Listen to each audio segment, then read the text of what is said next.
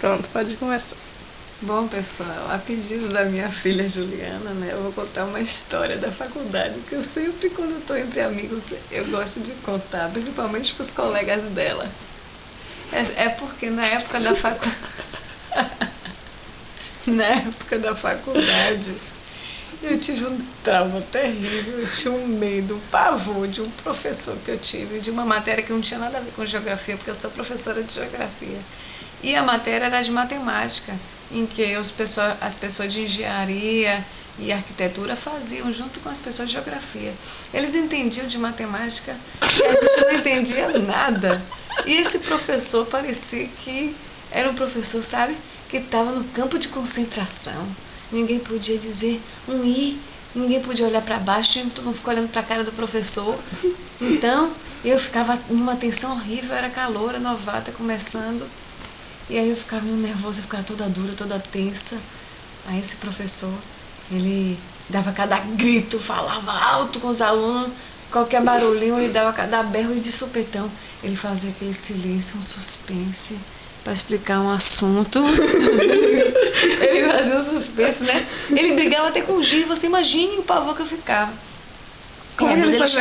Às vezes ele chamava um aluno para ir no quadro. Aí o aluno sabia alguma coisinha, escrevia lá, ele ficava olhando assim, aí pronto. Aí eu ficava morrendo de medo, ele me chamava. Eu chegava em casa, eu chorava, eu chegava em casa e ficava, meu Deus, se esse professor me chamar para ir no quadro, eu vou desmaiar, vou fingir que eu desmaiei na frente dele, só para poder não ter que escrever nada, porque eu não estou entendendo nada. Eu escrevo tudo, copio tudo, às vezes ele passa por mim e fica me olhando, eu olho assim para ele, eu escrevo tudo, mas eu não entendo absolutamente nada de matemática básica, porque eu não estudei isso no magistério, eu fiz magistério no ensino médio e não sabia nada desse tipo de matemática aí. Foi um sofrimento para mim, principalmente quando eu vi como ele tratou o giz.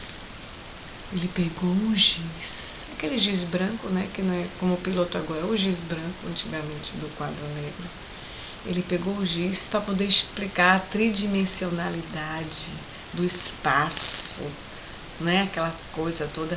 Aí ele pegou um giz, queria botar em pé na mesa para mostrar a dimensão 3D lá do espaço, os ângulos e tal. Mas aí ele fazia aquele suspense. Quando ele botou o giz em cima da mesa, que o giz caía, ele fazia com o giz assim, parecia que ia matar o giz, sabe? Aí ele pegava o giz para botar na mesa, aquele suspense todo. Aí ele conseguia botar o giz em pé. Aí ele ficava assim, menina, quando o giz não ficava em pé, ele ficava com ódio do giz, terrível. Aí eu ficava, imagina com a gente, se não acertar, uma bobagem que ele perguntava no quadro. Ai, que desespero, meu Deus, ele fazia assim pro giz. Pro giz, imagine o pavor que eu ficava.